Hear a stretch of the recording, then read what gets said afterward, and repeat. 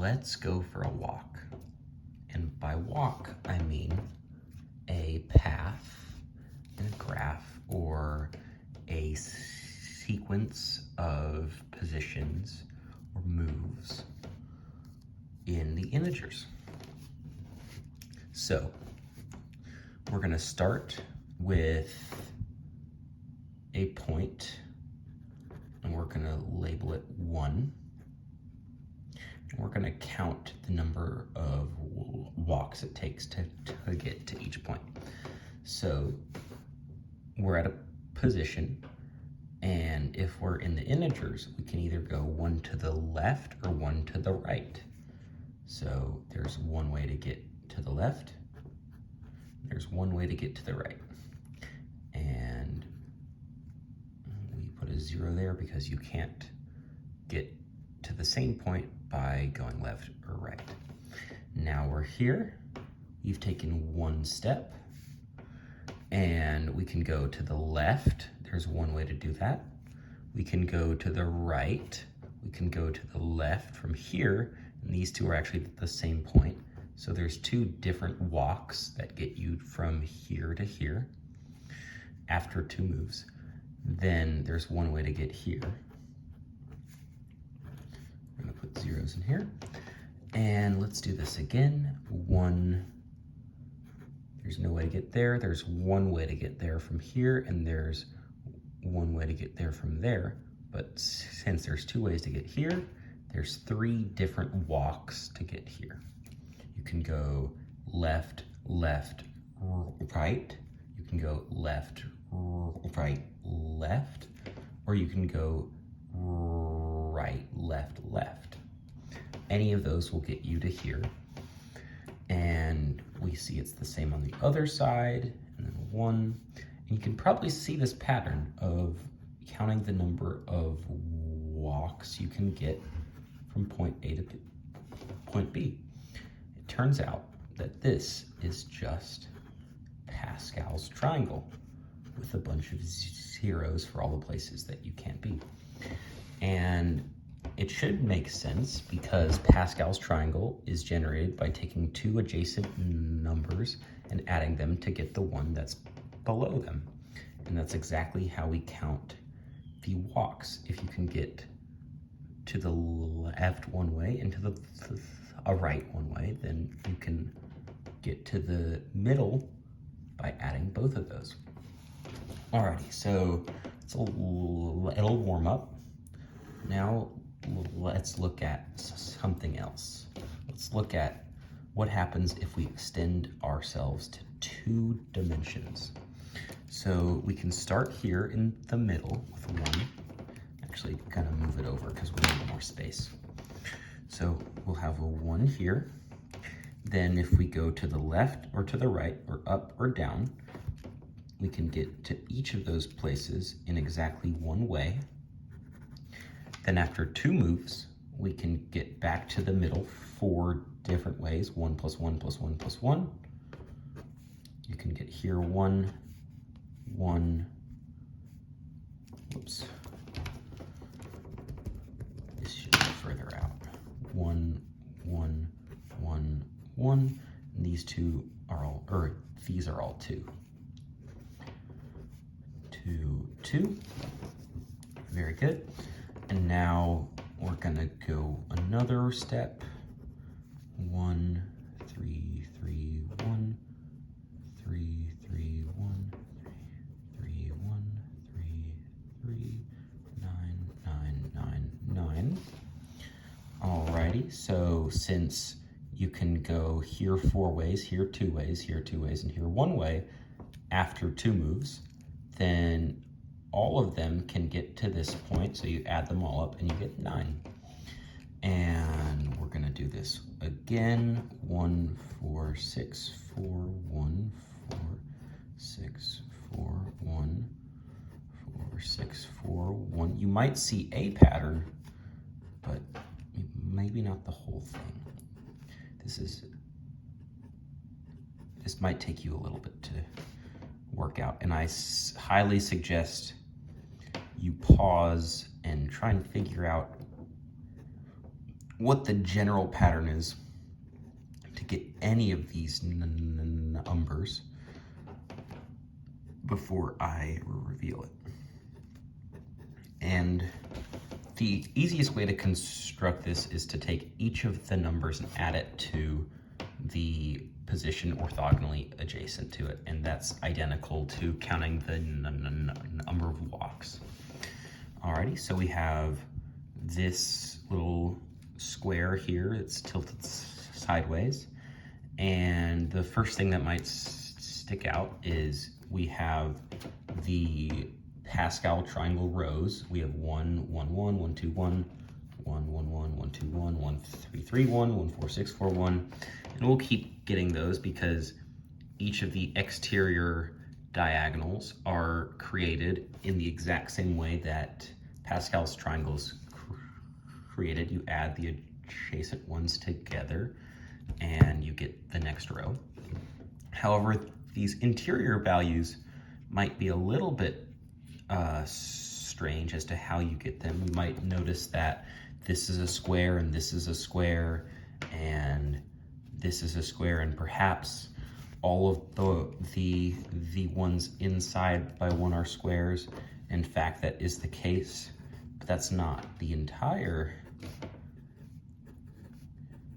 picture. I'll draw out the one for 5.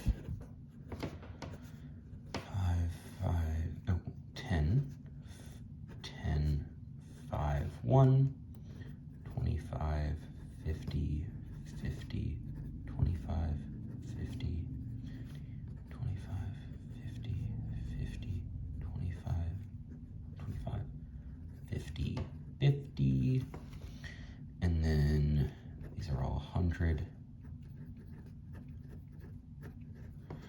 Alrighty, so once again, this is a square and this is also a square, so perhaps there's something to do with the center diagonal.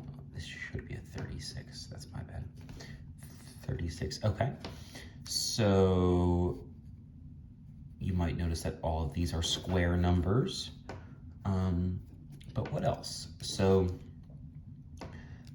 pause and take a moment to figure it out, and then when you come back, I'll tell you what it is. Alrighty, so as it turns out, each of these interior numbers are actually the product of the outside numbers on the diagonal. So 50 is equal to 10 times 5, 24 is equal to 6 times 4, and 36 is equal to 6 times 6. And the reason why these central diagonals, or these central lines are perfect squares is because their diagonals are the same, and so you'll get whatever that is squared. Alrighty. Now, let's look at something else. So instead of having our entire two-dimensional integer metric space allowed, we're going to just use a certain rectangle in that, or pretty much any shape within that, to do our walks and see if we get any other patterns or sequences or anything. So let's start just by doing, I don't know, a 2x2 square. So if we start, we can put a 1 here, then after one move, you get 1s here and here. If you think about it as if this is in the box, then after that you get 2 and 2 here and here, and then 4 and 4, 8 and 8. And as you can see, it's just the powers of 2. And this should make sense as you are duplicating each of these numbers each time and adding them together. And so the only way you can get that is by doing powers of 2. However, what happens if instead of doing a 2 by 2, we do a 1 by 4? This is where it gets really interesting. Let's put a 1 here, okay? And after one move, we have a 1 here. After another move, we get a 1 here and here. After another move, we get a 1, or a 2 here and a 1 here. After another move, you get a 3 here and a 2 here. Then 5 and 3, 8 and 5, 13 and 8, and these are the Fibonacci numbers. 1, 1, 2, 3, 5, 8, 13, it'll be 21 next, and so forth. And you can do this with any tetromino that isn't, well, I shouldn't say that, any 4 by 1 that doesn't have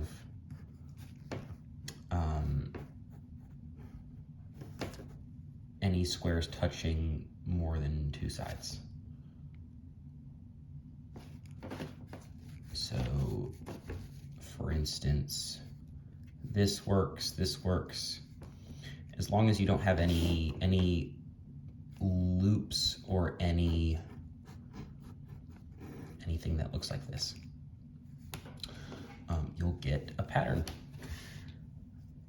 That gives you the Fibonacci numbers. So now let's look at something else. Let's try a different shape. We're gonna do a 2 by 3. Let's see what happens with that. Alrighty, so let's start with a 1 in the corner. And after one step, we go to a 1 here and a 1 here. And after another step, we get a 2 here and a 2 here and a 1 here. 2, 2, 1, because these add up 2, 2, 1. Then we get a 4, a 5, and a 3. 4, 5, and 3. Then we get a 9, 9, 12, and 8. And then we get a 21, 29, and 20. And here, let me do this better. Alrighty, 20, 21, 29, and 20. And this pattern might be a little bit more difficult to spot because it's not every step, it's every other step actually. I'll put a 0 in there just so that we know, since we have 3 each time, that every odd number of moves gives us a Pythagorean triple. And more specifically, it gives us a Pythagorean triple where the 2 legs are 1 length apart. And so what this tells us is that if we did this a bunch of times, we'd get 2 really close numbers, a squared and a plus 1 squared, or a plus 1 squared, that equal some c squared. And as these get bigger and bigger, these get relatively closer and closer, and we get approximations of the isosceles right triangle. And so, what if instead of doing a 1 in the corner, we started with a 1 in the middle? Well, let's see. If we start with a 1 in the middle, we'll do it up here. Then we put a 1 here, here, and here. So we get 1, 1, 1. Then we put a 2, 3, 2. 2, 3, 2. Then 5, 7, 5. 7, 5. 12, 17, 12. And you'll notice if you take the bigger number and divide it by the smaller number, you'll get closer and closer to the square root of 2. And I encourage you to figure this out and prove it for yourself, that as you go to infinity steps, the ratio between the bigger number and the smaller will approach the square root of 2.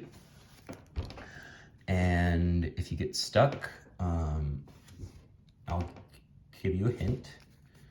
Remember that since it converges, you can say that the limit as n approaches infinity of a sub n plus 1 over b sub n plus 1 equals a sub n over b sub n.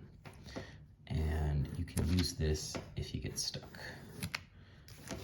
All right, so back to this. It turns out that if you put in any Pythagorean triple, whether it's 3, 4, 5 or 5, 12, 13, you will continue to get Pythagorean triples every other time. Now, I've yet to figure out what these in-between steps actually mean, but this is a neat little way to generate Pythagorean triples. Alrighty. Now, I'm going to show you another variation on this, where the first time when we did the entire number line, we took a walk to the left and to the right and did that each time. However, this time, we're gonna say that this is blocked off. So we can only go on this half of the number line.